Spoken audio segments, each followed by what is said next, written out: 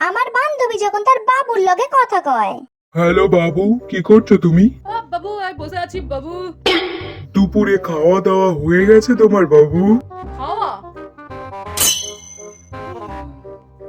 মা ব্রেকফাস্ট দাও। ও বেলা 12টার সময় তুমি ব্রেকফাস্ট করবে? হ্যাঁ চুপচাপ রান্না করে ভাত রাখা দিয়ে গেছি, যা খেয়ে নে।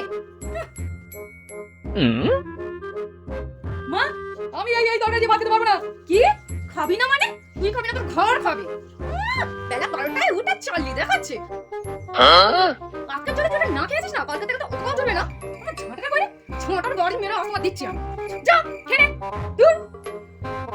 সব কি হলো বাবু, চুপ করে আছো? খেয়েছো কি? না না বাবু, কিছু না, খেয়েছে তো বাবু। মা নিজের হাতে আমাকে খাইয়ে দিয়েছে আজকে। বাহ, খুব ভালো।